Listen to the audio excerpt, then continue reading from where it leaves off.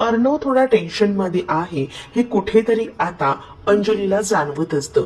अंजली अर्णवला म्हणते की अर्णव, तू माझ्यापासून काही लपवत आहेस का? तर तसं सांग, तू कोणत्या तरी टेन्शन मध्ये दिसतोयस, काही तुमच्या दोघांमध्ये वाद वगैरे झालेत का?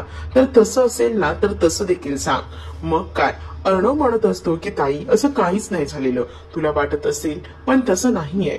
मग आता ईश्वरीला अचानक हा त्रास का झाला, काय झालं होतं नेमकं? तर अर्णव म्हणतो, अगं ताई, धुरामुळे झालं असेल का तिला त्रास, तूही काय समजून घेत नाहीयेस। तर दुसरीकडे मात्र पण तू काहीतरी माझ्यापासून लपवत आहेस असं का मला वाटतंय, असं देखील आता अंजली जी आहे ती बोलत असते। तर अर्णव म्हणतो की हो, लपवतोय मी, पण तुझ्या चेहऱ्यावरचे हसू कायम तसंच राहू दे, असं देखील आता त्याने म्हटलेलं असतं। मग काय, इथे मात्र ती हसतच असते, पण या सगळ्या हसण्यामुळे तिला आता त्या चेहऱ्यावर जे दुःख असतं ते तर स्पष्टपणे दिसत असतं। अर्णव जो आहे तो मात्र आता तिला हसून दाखवत असतो आणि तो तिला म्हणत असतो की ताई, तू माझी काळजी करू नकोस, मी एकदम व्यवस्थित आहे, मला काही झालेलं नाहीये। तुला काळजी करायचीच असेल ना तर तुझी आणि तुझ्या पायाची कर, कारण मी ठीक आहे। तुला तर या सगळ्या परिस्थितीत तुझी जास्त काळजी घेणं गरजेचं आहे आणि तसंही माझी काळजी तू बिलकुलही करू नकोस, असं देखील आता अर्णव जो आहे तो बोलू लागतो। त्यावर ईश्वरी, मला माहितीये लवकरच बरी होईल, तू ईश्वरीचं टेन्शन घेऊ नको, असं देखील अंजली आता अर्णवला सांगत असते। अर्णवही बोलतो की हो ताई, मला ईश्वरीचं टेन्शन नाहीये, माझा संसार होईलच ग सुखाचा, पण तुझा सुद्धा तू विचार कर, असं बोलून तो तिला आता सावरत असतो। तर मला माहितीये रे चिंटू, तुला ना आधीपासूनच आहे ना ही ईश्वरी आवडत होती, आता काय हे लग्न आणि हे सगळं निमित्त झालं रे, मला सगळ्या गोष्टी माहितीत, असं देखील आता अर्णवला अंजली बोलू लागते। तर अर्णव जो आहे तो तिथेच बसलेला असतो, तर अंजली तिथून निघून जाते। तर अर्णव म्हणत असतो की आता मला सगळ्यात जास्त काळजी जी आहे ती ईश्वरीची घ्यावी लागणार आहे, कारण ईश्वरी या घरात लग्न करून आली, ती सुद्धा माझ्या भरोशावर, मग आता तिची काळजी तर मला घ्यावीच लागेल, असा विचार तो करत असतो। दुसरीकडे मामा आता रूम मध्ये असतात, तेवढ्यातच वल्लरी तिथे येते आणि वल्लरी जी आहे ती आता मामांना बोलत असते की तुमचं काय चाललंय, मला जरा सांगाल का?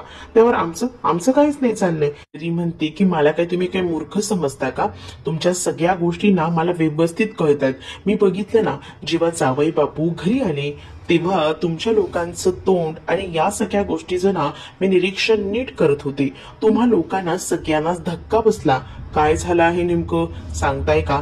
आणि त्याच वेळेला आता मामा सांगू लागतात की वल्लरी, कुठचा विचार कुठे करतेस, एकतर जावई बापू इतक्या दिवसानंतर घरी आलेत, त्याचा आनंद तर होतात, त्याच या सगळ्या धुरामुळे तू बघितलंच नाही का ईश्वरी चक्कर येऊन पडली आणि त्यामुळेच हे सगळं काही आम्हाला उचलावं लागलं, तिला करावं लागलं, मग तू या सगळ्याचा तुला धक्का नाही बसला का? मला तर धक्का बसला, आता ती मुलगी नवीन घर लग्न करून आपल्या या घरात आलीये, तिला अचानक असा त्रास होणं किती चुकीचं आहे, हाच विचार आम्ही करत होतो आणि त्यात धक्क्यात होतो। आणि खरं तर ना तुम्ही धावपळ करून वरून आला होता ते कशासाठी? अगं आम्ही ईश्वरीसाठीच तर आलो होतो, आपण ईश्वरी नंतर पडली जावई बापू आल्यानंतर, पण वल्लरीला आता जी काही उत्तरे हवी असतात ती उत्तरं मामा काही अपेक्षित हवीत तशी देत नसतो आणि त्यामुळे आता वल्लरी चिडलेली असते। वल्लरी म्हणत असते की नक्कीच ना काहीतरी गडबड आहे, हे मात्र खरं, कारण तुम्ही ना माझ्यापासून बऱ्याच गोष्टी लपवताय, हे तुमच्या बोलण्यावर ना सरळ मला कळतंय, पण मीही तितकीच हुशार आहे, मला माहिती आहे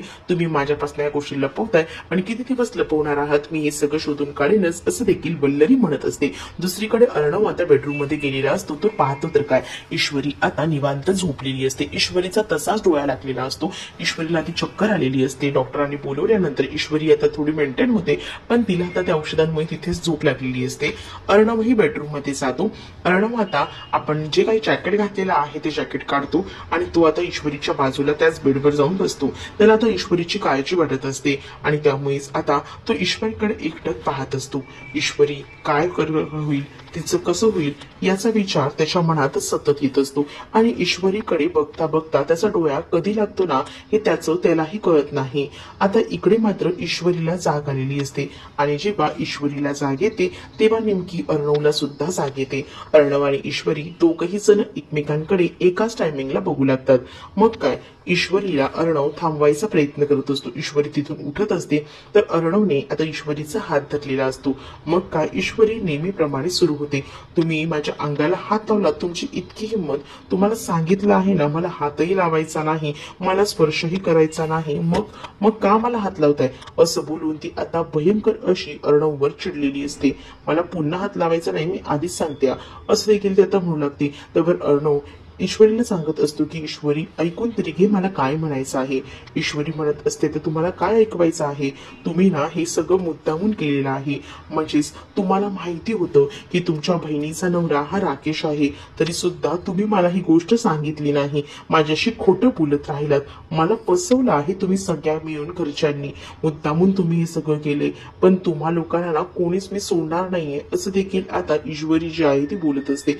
या सगळ्या परिस्थितीत देखील अर्णव ईश्वरीला समजवायचा, तिला समजून सांगायचा प्रयत्न करत असतो, पण ईश्वरी त्या ऐकण्याच्या मनस्थितीत नसते. ईश्वरी सरळ सांगत असते की मला तुम्ही काही सांगू नका, माझ्या कोणत्याही गोष्टींवर विश्वास नाहीये, असं डायरेक्टली तिनं सांगून टाकलेलं असतं. अर्णव म्हणत असतो की ईश्वरी ऐकून तरी घे, तुला या गोष्टी सांगायचा मी बऱ्याचदा प्रयत्न केला, पण तू ऐकून घेतल्या नाहीयेस. पण आता ईश्वरी हे सुद्धा बोलणं अर्णवचं ऐकायला तयार नसते. ती सरळ सांगत असते की नाही, मला ना तुम्ही काही म्हणून काही सांगू नका, मला माहिती आहे ना की तुम्ही आतापर्यंत काय केलं आहे आणि काय नाही, ते खूप त्रास दिला आहे, पण आता मी हे सगळं वागणं तुमचं सहन करणार नाही. यावर सोल्युशन तर काढायलाच हवं, आणि यासाठी माझ्याकडे एक मार्ग आहे. मी आता घरी खाली जाणार आहे आणि सगळ्यांना या सगळ्याचा जाब विचारणार आहे, कारण मला ह्या सगळ्या गोष्टींचा ना त्रास होतोय. तुम्हाला असं वाटत असेल की सगळ्या कुटुंबाने मिळून मला फसवलंय, पण मी हे सहन करेन, तुमची बदनामी होईल आणि त्याचसाठी तुम्ही माझ्यासोबत लग्न केलंय, पण नाही, आता तुमची बदनामी मी करून राहणारच, काही झालं तरी मी शांत बसणार नाही, असं देखील ईश्वरी आता बोलत असते. आणि ती आता अंजलीला सुद्धा हे सगळं सांगायला रागारागाने खाली चाललेली असते.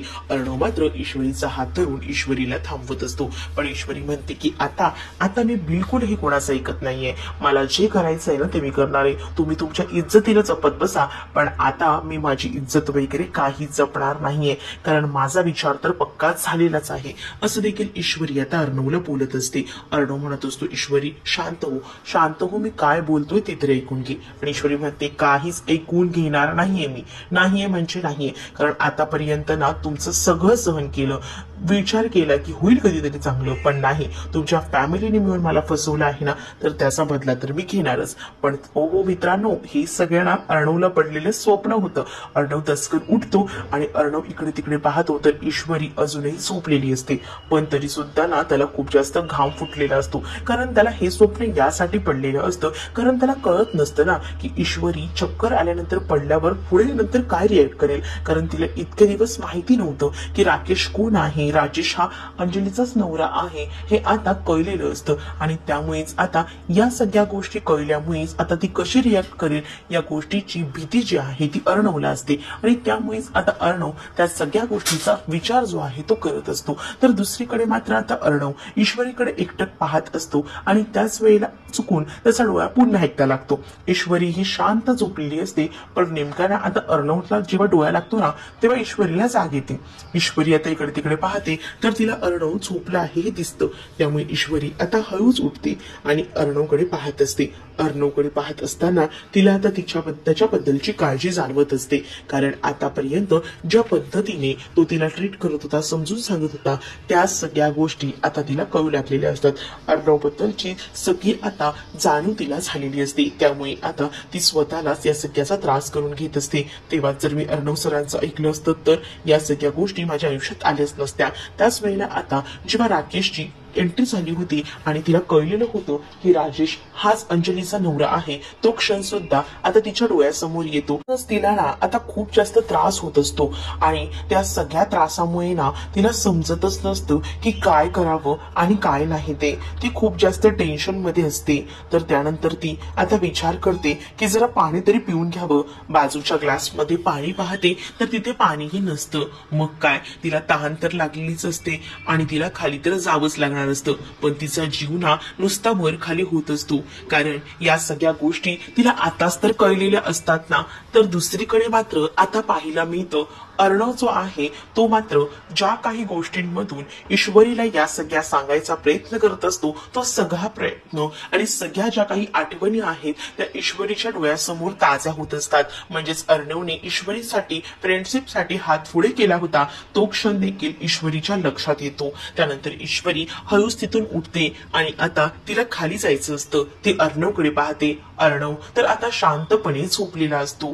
अर्णव जेव्हा आता शांत झोपलेला असतो तेव्हा मात्र ती ठरवते की या माणसाने आपली काळजी घेतली, आपल्याला इथपर्यंत आणलंय, त्या या माणसामुळेच आपल्याला एवढं सगळं सावरलंय, तर आता आपण देखील या माणसाची व्यवस्थितपणे काळजी घ्यायला हवी. आणि म्हणूनच आता अर्णवला ती तिच्या अंगावर चादर सुद्धा घालत असते. मग काय, अर्णवच्या अंगावर तिने ते ब्लँकेट घातल्यानंतर ती तिथून जात असताना सुद्धा तिला तोही प्रसंग आठवतो ज्या वेळेला आता अर्णव तिला या सगळ्या गोष्टी सांगत होता की तू त्या माणसासोबत लग्न करू नको, पण त्यावेळेला तिने स्वतःच्या मनाचं ऐकलं. तिने सांगितलं की माझ्या बाबांना लग्न करायचं आहे, सो मी लग्न करणार आहे आणि तुम्ही राकेश बद्दल मला काही सांगू नका असं देखील तिनं म्हटलेलं असतं. त्यानंतर आता ती हळूहळू का होईना रूमच्या बाहेर आलेली असते आणि ती आता खाली निघालेली असते. त्याच वेळेला तिला राकेश सोबतचे तिचे सगळे प्रसंग आठवतात. म्हणजेच राकेश आणि ती हे दोघही जण कशा पद्धतीने भेटले होते सोबत हे सगळं काही तिच्या डोळ्यासमोर आल्यानंतर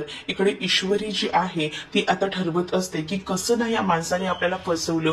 तेव्हा तो माणूस सांगायचा की मी वेगळा राहतो, माझं सामान बाहेर काढलंय, माझ्याकडे भाड्याला पैसे नाहीयेत. हा सगळा प्रसंग सुद्धा ईश्वरीला आठवतो. म्हणजे ना आता ईश्वरीला हे सगळे प्रसंग यासाठीच आठवत असतात की या राकेशचं खरं रूप मला कळत होतं, पण मी माझ्या मनाला का नाही समजावलं, का मी या माणसासोबतच तरी सुद्धा लग्न करायला तयार होत होती. या सगळ्याचा पश्चाताप तिला खरं तर आता होत असतो. ती हळूहळू ते जिने खाली उतरत होती, पण त्यावेळेला तिला त्या सगळ्या गोष्टींची उपलब्धी होत होती. तिला सगळ्या गोष्टी आठवत होत्या.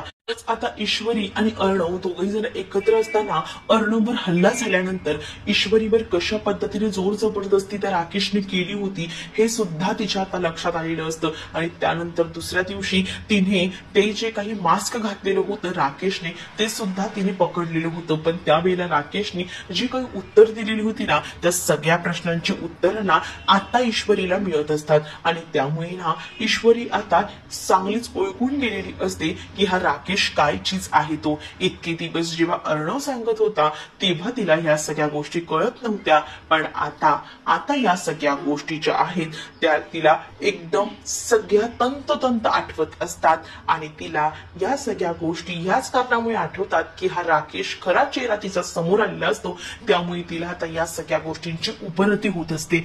अर्णव किती चांगला आहे आणि अर्णव नेहमीच आपल्या पाठीशी होता आणि आपल्याला समजवायचा प्रयत्न करत होता, पण त्यावेळेला आपण डोळे झाकून विश्वास ठेवला या राकेशवर आणि आज या राकेशने आपली ही अवस्था करून ठेवलेली आहे. आणि ही जर गोष्ट आपल्या घरच्यांना कळेल तेव्हा त्यांना देखील किती त्रास होईल ही भीती सुद्धा कुठेतरी मनामध्ये ईश्वरीच्या असते. आणि त्यामुळे ना ईश्वरी जी आहे ती खूप जास्त खचून गेलेली असते. दुसरीकडे तिला तोही प्रसंग आठवतो ज्या वेळेला राकेशने खूप जास्त घाई केलेली असते लग्नासाठी आणि बाबांना सुद्धा जेव्हा बाबा व्हीलचेअरवर होते तेव्हा बाबांना सुद्धा म्हटलेलं असतं की आता माझ्याकडे एकच पर्याय आहे तो म्हणजे लग्न करणं. ती अशी चालत चालत खाली येते, समोर पाहते तर तिला ना मेन डोर जे आहे हॉलचं ते ओपन दिसतं. ती घाबरते, हे दरवाजा कसा उघडा झाला. मग ती विचार करते की तिथे कोणी आहे का. लांबूनच ती हाक सुद्धा मारते, तिथे कोणी आहे का तिथे कोणी, असं तिने आता म्हटल्यानंतर तिथे तर आता कोणीही नसतं. आणि त्यामुळेच आता ती विचार करते की काय असेल नेमकं आणि म्हणूनच ना